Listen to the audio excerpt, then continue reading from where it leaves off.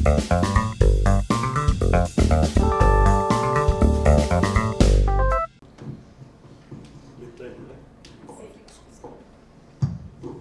né?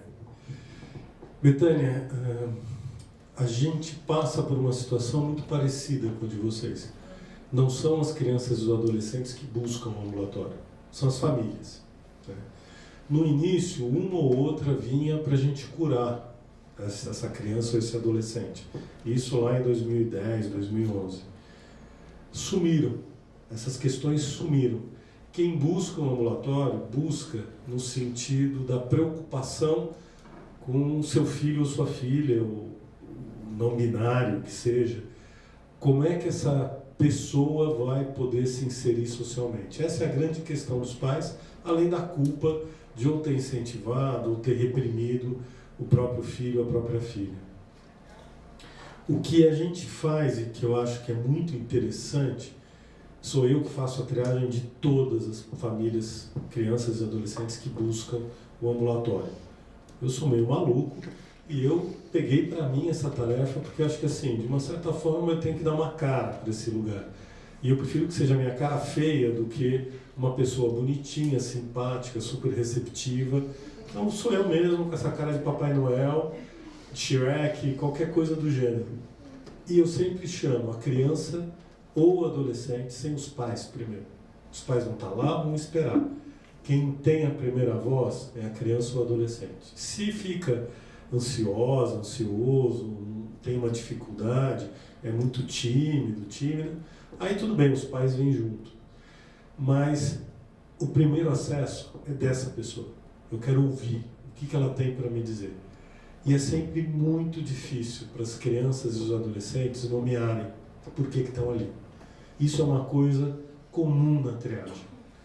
As crianças e os adolescentes falam assim, não sei, meu pai que trouxe, principalmente as crianças. Os adolescentes falam, tem alguns que já vêm pela internet com um discurso próprio. Não, porque eu sou transgênero, sou transexual, sou não binário, com todo o discurso, né, da teoria queer. Mas é muito interessante poder ouvir essas pessoas sem os pais, sem os genitores. E isso facilita muito o acesso. A gente não teve nenhum caso até agora, me corrijam se eu estiver errado, de denúncia porque os pais não aceitam. Geralmente, o pai não aceita, a mãe aceita, ou o contrário, mas a gente consegue mediar isso de alguma forma. Essa é uma das riquezas do ambulatório ser transdisciplinar. Você acha que essas crianças e adolescentes têm acesso? Ao quê? Acesso, por exemplo, a vocês? Né? Eu tenho acesso, porque se uma criança e uma adolescente... sem os pais, será que essas pessoas... Será que elas não têm porta de entrada? Eu estou até falando da defensoria, né? Primeiro porque, assim, a gente não pode atender se os pais não derem anuência, por questão legal. A gente pode acolher, e isso já aconteceu, acho que uma vez ou duas, de um adolescente mais velho, procurar para triagem, mas a gente pedir para os pais estarem juntos. Acho que foi uma vez só, e há alguns anos, antes da pandemia. O acesso está aí, mas não é utilizado. Elas podem, mas geralmente são as famílias que se preocupam. Nas crianças é muito interessante porque as crianças precisam do pai e da mãe. Adolescente também ainda precisa, porque tem uma dependência econômica ou afetiva, ou qualquer que seja. Então, assim, é muito raro ter esse acesso direto. A gente está aberto, mas eles não chegam. E uma outra coisa que você perguntou é com qual... A gente conta com quem, se precisar. Assim, eu sou muito grato à defensoria, e é o recurso que a gente utiliza. Desde o início, né, desde o início desse ambulatório, a gente contou com a defensoria. Né? Antes da Beth se mudar para Rio Preto agora, ela era um canal super importante. Né? O Vinícius era um canal super importante. A Yasmin, a partir de hoje, lamento informá-la, vai ser um canal super importante. Você, Betânia, como é que você chama? Desculpa. Tarciso. Quem deu o nome aqui está ferrado, porque a gente vai atrás de vocês na defensoria. Se precisar, a gente vai. Esse ambulatório só existe porque vocês, motivados por nós, fizeram uma provocação ao Conselho Federal de Medicina lá em 2012, 2013, e saiu um parecer do Conselho Federal de Medicina falando sobre acompanhamento de crianças e adolescentes trans. Então é uma parceria, eu chamo de parceria mesmo, já antiga, entre nós e a Defensoria. Então assim, a gente se apoia muito em vocês. E eu quero continuar nisso. Conselho tutelar, a gente sempre olha com desconfiança. Porque o Conselho Tutelar, nem vou enunciar porquê, mas vocês devem entender por que a gente olha com desconfiança. Mas a gente conta com vocês. Vocês são a nossa esperança jurídica. Olha o peso que eu estou pondo para vocês, mas vocês são. Tá? Então, assim, o que a gente precisa, a gente sempre recorreu e vai continuar recorrendo à Defensoria. Vocês são o nosso canal. Não nos abandonem. Posso fazer uma colocação? A gente teve alguma situação aqui onde, e eu acho que é importante, pelo que vocês colocaram, de termos criança atendendo e há uma questão familiar onde ou um dos genitores foi contra o atendimento e a gente teve que fazer uma interrupção. Embora esteja ocorrendo um processo judicial e tudo mais, ocorreu uma situação. Mas por ordem da juíza. Sim, por ordem judicial. Mas eu acho que são itens, são casos raros, de fato, normalmente a gente tem colaboração, quem nos procura são as famílias, e a gente pode fazer esse acompanhamento. Raramente acontece alguma situação como essa, mas às vezes a gente enfrenta também esse tipo de situação e a gente fica muito penalizado pela criança, porque a gente tem ideia do quanto trabalho pode ser feito para que essa criança se fortaleça e possa se tornar um adulto com mais propriedade, como eu acho que aparece no filme. A Valentina tem um histórico aí anterior, né, que os adolescentes passam, de também os pais e os familiares precisarem passar por um processo de compreensão e de suporte. E é isso que dá também a força para essa criança ou adolescente poder ter um caminhar diferente. Só queria acrescentar que a gente tem uma dificuldade muito grande com adolescentes e crianças abrigadas. É diferente da família. Então, assim, muitas vezes muda de abrigo e tem dificuldade de acesso porque o abrigo é religioso e é contra, as funcionárias são de uma determinada crença religiosa e não apoiam. Então, assim, aí falta equidade. Uma coisa é a família buscar a gente, que seria o ideal. Mas as crianças e os adolescentes abrigados é muito mais complicado. Talvez aí a gente possa, de verdade, fazer uma parceria em relação a esses direitos que muitas vezes ficam soterrados aí por questões de falta de família, né, no final. Tá. Então, essa semana agora que está começando, eu tive vários problemas com a Heloísa quando ela entrou no novo colégio. Ela entrou como Heloísa mesmo, então ninguém sabia. E até então ela resolveu falar. Antes dela falar, ela não tinha problema nenhum. Então começou a acontecer alguns probleminhas com alguns filhos que os pais, como você disse, estou dizendo como mãe, o problema não está no adolescente, está nos pais. Então teve alguns pais que pediram para se afastar, para não ter amizade, começou a colocar, você sabe que adolescente ele é agitado, tudo, então tudo pesava maior em cima dela. E aí teve uma gota d'água semana passada, e eu tive a reunião da escola. Eu fiz um texto, eu li para os pais no colégio, tentando conscientizar eles que isso não é uma doença, que isso não pega, que isso não tira dela ser criança, ser adolescente, que não precisem eles afastarem os seus filhos dela. E li sobre a lei, falei que tem as leis que é crime, ter essa transfobia e tudo mais, mas eu preferi ir para o lado do respeito, da conversa, e pedir a colaboração deles para conversarem com os filhos, porque os filhos, alguns estavam se reunindo, porque os pais pediram para se afastar, e se afastando dela e fazendo voto de silêncio, né, e isolando ela. Então isso refletiu bastante para ela. E parece que a conversa que eu tive, o texto que eu fiz, que eu tento sempre ir pelo lado mais humano. Eu indiquei o filme da Valentina, indiquei uns outros filmes também que teve de adolescente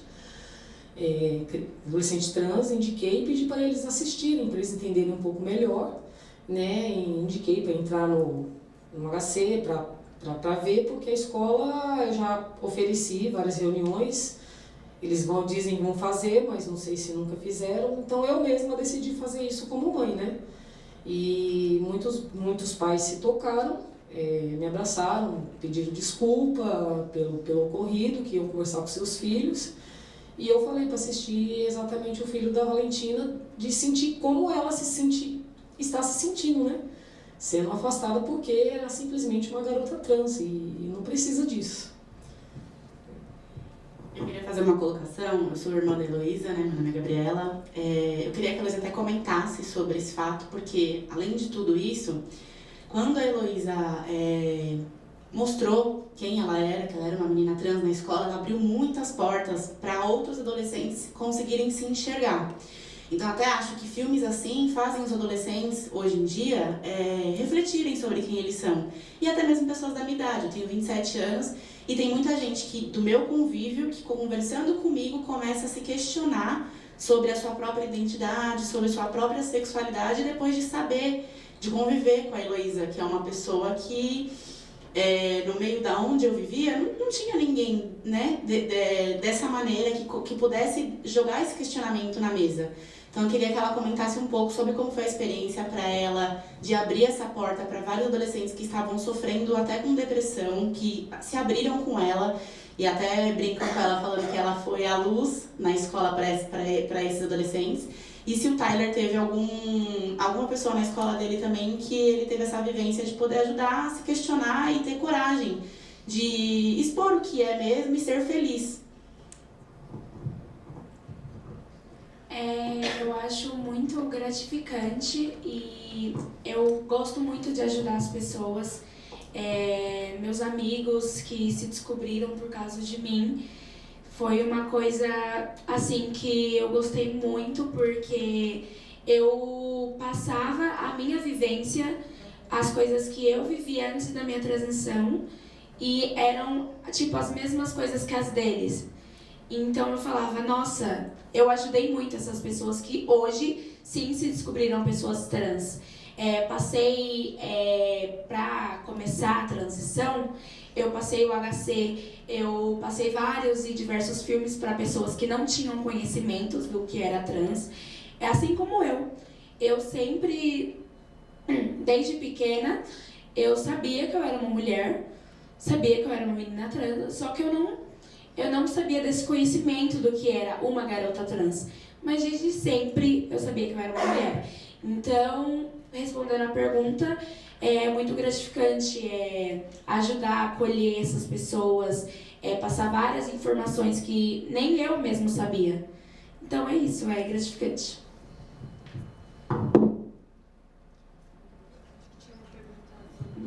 Eu acho que era a pergunta da Betânia, né? Sobre a distribuição. Desculpa. Sim, já aconteceu de ajudar outras pessoas a se descobrirem e, nossa, eu faço das palavras dela as minhas, é muito gratificante. Eu já recebi uma mensagem já falando assim que eu fui uma inspiração para a pessoa e é muito legal ler isso, sabe?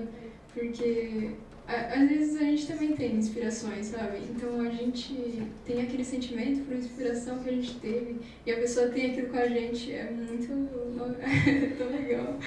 É isso, obrigada.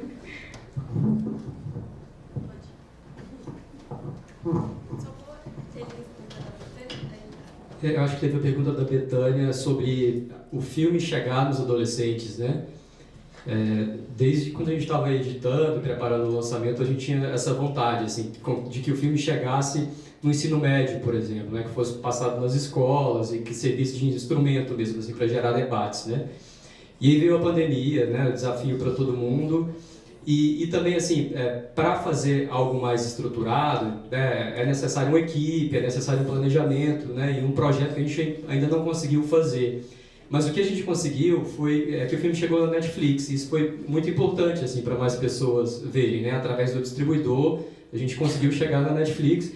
E aí, assim, depois de passar pelos festivais, que são exibições virtuais, porém um pouco mais pontuais, né, aí a gente começou a receber, era pandemia, mas pela internet, através do Twitter, né, ou através de outras redes sociais, relatos de adolescentes que tinham visto o filme e que tinham se emocionado e mostrando, eles estavam relatos deles mostrando o filme para os pais e para os avós e contando a reação das pessoas mais velhas da família, né? Então acho que foi um momento muito importante assim para a gente ver o filme reverberando. E de repente, eu acho que é uma questão que a gente pode tentar um pouco mais para frente, de pensar né, num projeto para tentar chegar nas escolas, né, no ensino médio também. No caso, pelo Videocamp, você já fez? No Videocamp? Não tem uma questão com a Netflix para passar no Videocamp, mas eu acho que vale a pena a gente insistir, porque tem uma questão de contrato. Mas eu já fiz Videocamp com outros curtas, e foi muito legal, assim, que eles mandavam relatório das escolas que eles passavam, então foi bom você lembrar. Eu acho que vale a pena tentar chegar neles também, para chegar nas escolas.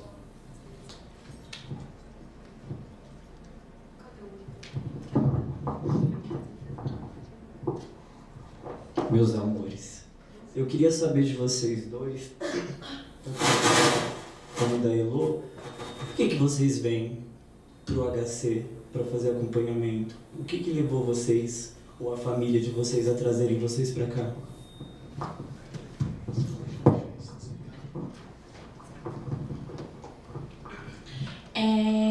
Eu conheci o HC através de pesquisas que minha mãe fazia e através de uma amiga do meu pai que trabalha aqui no IPQ e afins. E aí a gente pesquisava, procurava saber o que era. Aí a gente chegou aqui, que acolhia pessoas trans. Eu fiquei muito feliz, porque até então eu não tinha psicóloga naquele exato momento.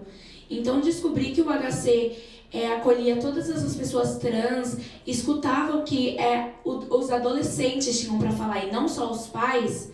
Foi gratificante demais para mim.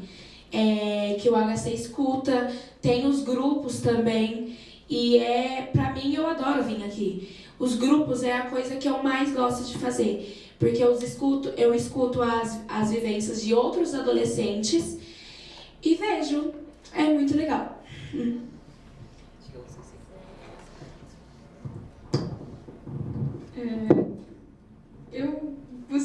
Eu vim assim pra cá sozinho. Eu não foi família que trouxe. Eu queria realizar cirurgia.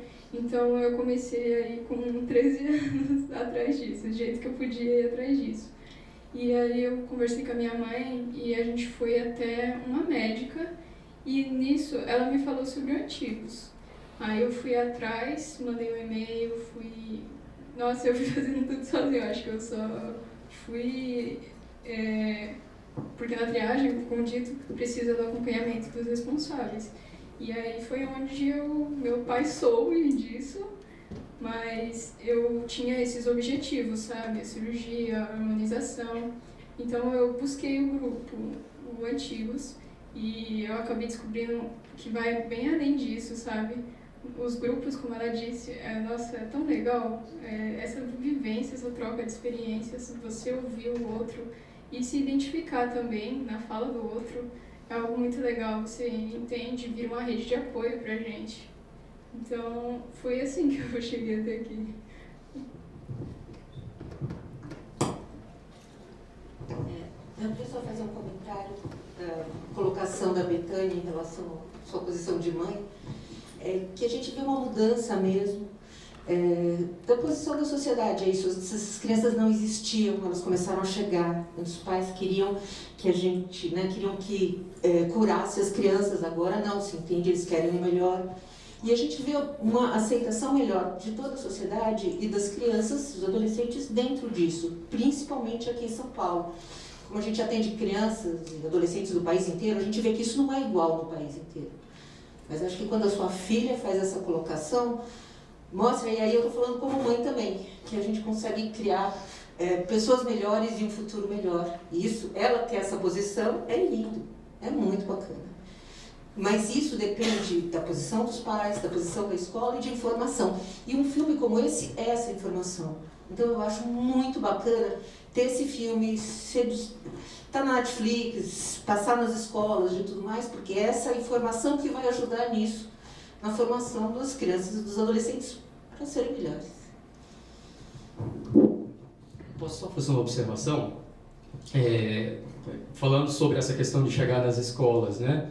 A gente fez uma parceria com o projeto Somos, da UFO, da Universidade Federal de Uberlândia, que é um projeto que luta por direitos, né, por exemplo, da assistência jurídica, da assistência psicológica. Lá tem um ambulatório também, que é muito importante. Mas a gente fez essa parceria de divulgação com o projeto Somos, na época, né, de divulgar o filme, da gente divulgar a parceria deles também.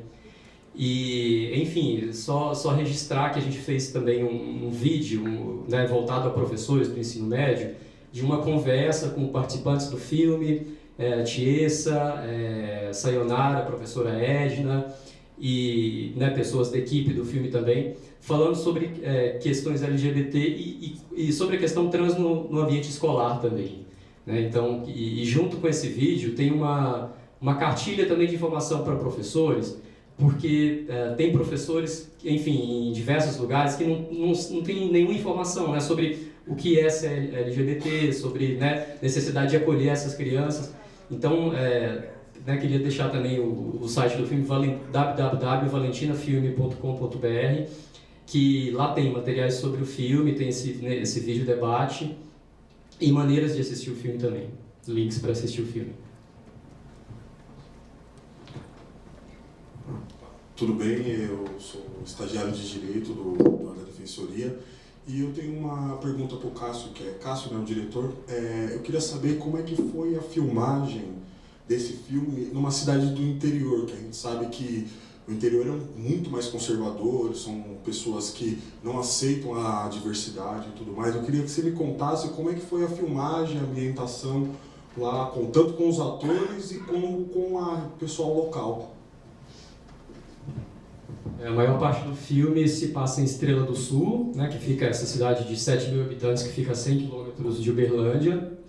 E quando a gente chegou em Estrela, a gente teve uma primeira resistência não relacionada à temática do filme, mas por causa de uma situação que a cidade tinha vivido há 20, 30 anos atrás, que uma suposta equipe de filmagem chegou em Estrela do Sul para tentar fazer uma novela. E começou a ludibriar moradores que estavam fazendo teste para a novela, né, de elenco, e inventou um monte de mentira. Então, quando a gente chegou nessa cidade, existia um trauma, né, relacionado a filmagens, porque depois o cara falou que ia chegar num voo tal, aí a prefeitura mandou uma van no aeroporto de Uberlândia para pegar e não tinha ninguém. E eu acho que ele pegou algum dinheiro assim nessa história, né? Então, a comunidade tinha esse trauma difícil de lidar, e por isso foi um pouco difícil de... Enfim, porque a gente não estava pedindo apoio financeiro, mas precisa de apoio logístico, né? Às vezes fecha a rua, autorização para filmar na escola, né? E a gente precisa do apoio, né, da prefeitura. Então a gente teve um pouco de trabalho assim até chegar nessa aceitação da prefeitura. E sobre a temática do filme, por ser né, uma cidade do interior, o que a gente resolveu é ser aberto, falar, né, sobre o que o filme era. Às vezes com cuidado, assim, né? Não necessariamente de falar que é um filme sobre uma cidade conservadora, até porque eu acho que o filme não representa só aquela cidade, né? Tá falando de coisas mais, né, do Brasil e coisas que se passam no mundo também. E a gente explicava que é um filme sobre uma menina trans e fala sobre a luta contra o preconceito, né? Então a gente tentava, explicou para eles, né, enfim, como é que era a história. E fomos acolhidos, assim, né, a partir desse momento que eles leram o roteiro, né, e viram que realmente era um filme que ia acontecer, pediram o contrato com a Cine, né. Então, teve essa dificuldade inicial por causa dessa burocracia, mas a cidade acolheu o filme.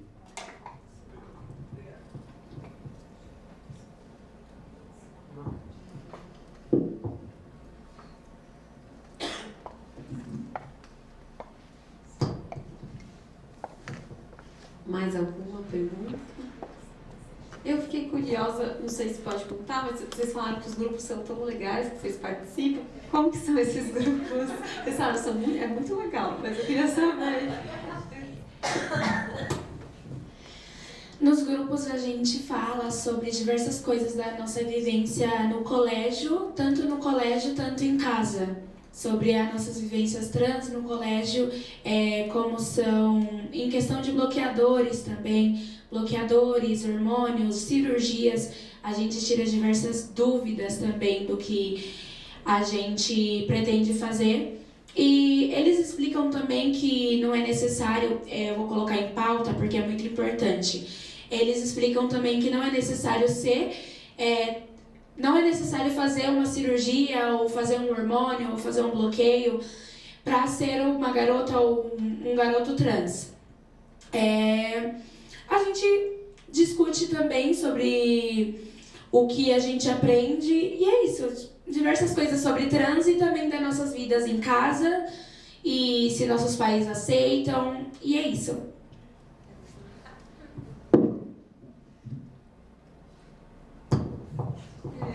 Nesses grupos, eu pelo menos tenho uma evolução muito grande. Eu comecei a fazer um grupo ano passado e tem uma clara diferença de quando eu entrei e de agora, sabe? Era uma pessoa super insegura com diversos assuntos. Eu acho que eu nem conseguia falar publicamente sobre ser trans, sabe?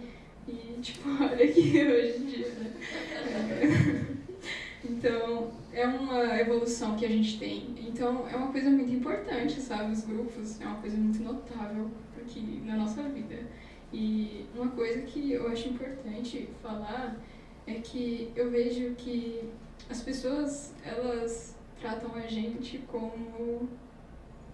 tipo, a gente nasce num mundo onde já está tudo pré-determinado. Então, valores, o que é bonito, o que é feio, isso já está tudo estabelecido. O que é normal, e esses valores eles foram criados, então a gente tem que meio que se perguntar quem criou e para quem foi criado esses valores. E quando a gente tá, assim, eu falar, eu sou trans, acontece igual aquela cena da diretora, que ela olha assim pra mim, sabe? É isso que acontece, olha pra gente como se não fosse pessoa, sabe? Eu costumo dizer que é como se a gente fosse aliens, sabe? Eu tenho até um tatuado aqui no pulso. Porque, gente, parece que não olham pra gente como se fossem pessoas. E eu acho que isso, na cabeça dessas pessoas que não reconhecem nós como pessoas, se sentem no direito de fazer alguma coisa. Então, muito preconceito acontece por essa liberdade que a pessoa acha que tem sobre a gente, por não reconhecer uma pessoa ali. Algumas, eu disse o exemplo do Alien, mas tem gente que vai julgar aquilo como algo até diabólico. Então, tem até um caso de uma travesti que morreu no centro, arrancaram o coração dela, e quando foi perguntado para o assassino por que ele fez isso, ele alegou que ela era um demônio, sabe? Então, acontece muito essas coisas de não verem a gente como pessoas. E eu acho que é uma coisa importante de trazer aqui. Obrigada. Isso que vocês trouxeram é um pouco da questão da representatividade, né? Que vocês são referência na escola de vocês, etc. E eu queria saber quem são as suas referências, com quem que vocês se inspiram. Só para variar. Eu conhecia alguns como Tami Miranda, porém não foi bem uma representatividade, eu apenas conhecia. Eu acho que uma representatividade que não é bem trans, mas é uma drag queen que abriu muito meu olho assim para o mundo. A Rita Von Hunt, eu conheci o trabalho dela e isso me ajudou muito, eu fui conhecendo muitas coisas com ela, a partir dos vídeos dela. E hoje em dia tem o Bruno, ele é influencer, né? Então no Instagram ele foi uma referência para mim. E o Kaique Pereira, no começo da minha transição, eu via uns vídeos dele que tinham bombado assim, e aí foi um ponto inicial para mim começar a entender sobre o mundo trans.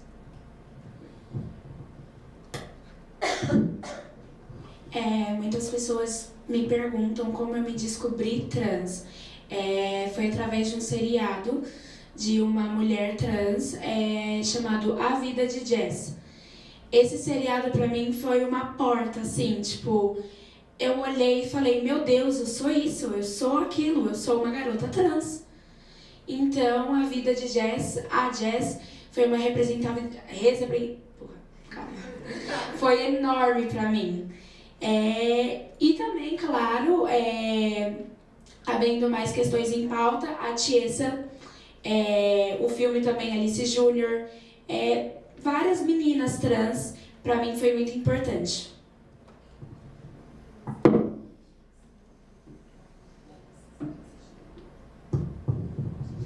Alguém mais? Uma última pergunta? Bem, então acho que eu vou abrir para vocês fazerem algumas considerações finais. Já queria agradecer muitíssimo a Heloísa, o Tyler, por terem compartilhado aqui com a gente as experiências, o Cássio, por ter vindo, ter se disponibilizado, por ter feito esse filme maravilhoso que permite a gente estar aqui reunido hoje e levar nas escolas, enfim, como a gente discutiu aqui. E o Alexandre também, por nos receber, por ter essa parceria com a gente, por fazer um trabalho tão maravilhoso aí também no atendimento dos e das adolescentes trans. Bem, aí não sei, acho que eu vou passar então.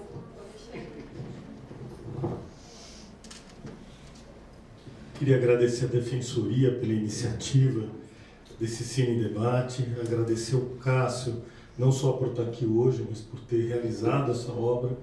Eu acho que é muito importante, a gente pode sair daqui, divulgar, falar sobre esse filme e falar sobre esse tema, que crianças e adolescentes trans existem, sofrem e têm um espaço a ocupar no mundo, na nossa sociedade, no nosso país. Eu sempre falo que eu tenho um sonho, que é um dia esse ambulatório não precisar existir, que eu vá sair e apagar a luz. Eu acho que eu morro antes, mas meu espírito vai voltar, vocês se preparem, para apagar essa luz, porque eu acho que em algum momento, né, isso vai deixar de ser um tema importante e vai passar a ser mais uma das coisas humanas com as quais a gente tem que lidar. Eu só acho incrível como ainda no século XXI, nós, seres humanos ficamos assombrados com fenômenos que são humanos. É como se a gente não se conhecesse ainda, tivesse que se descobrir todos os dias. Então, agradecer o Cássio, agradecer você, Yasmin, agradecer a Defensoria, agradecer o Tyler. Legal, tá menos tímido. Um dia você vai chegar que nem eu, porque eu também era muito tímido, pode acreditar. Agradecer a Heloísa, agradecer a tua mãe, tua irmã, por estarem aqui e falarem com... Oi?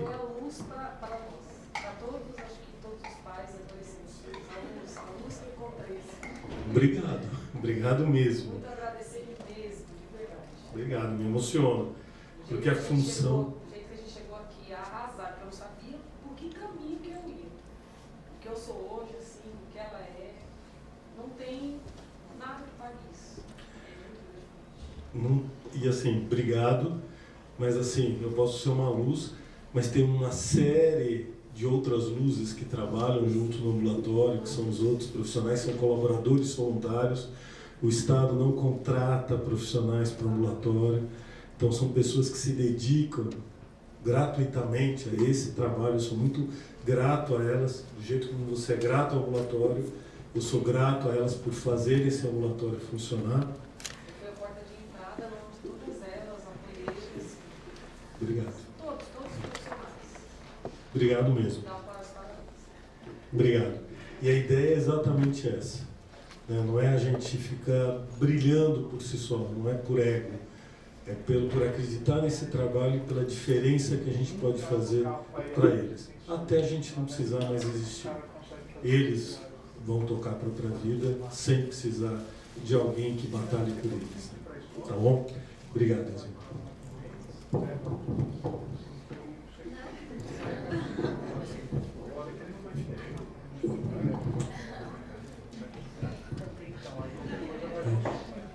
Queria agradecer a oportunidade de estar aqui hoje para a Defensoria, para o ambulatório, Alexandre, Yasmin e todo mundo que está organizando o evento.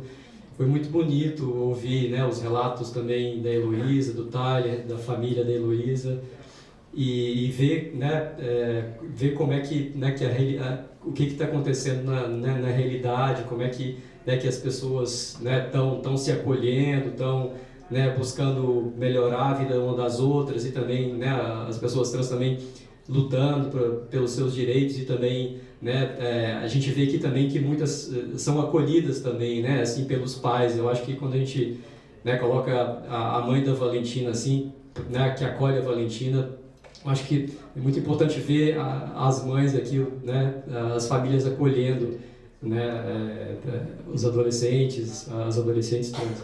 Queria muito agradecer essa oportunidade.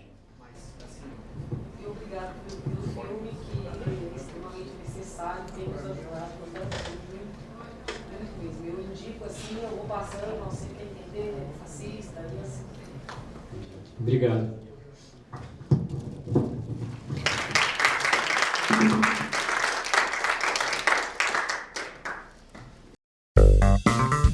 Thank you.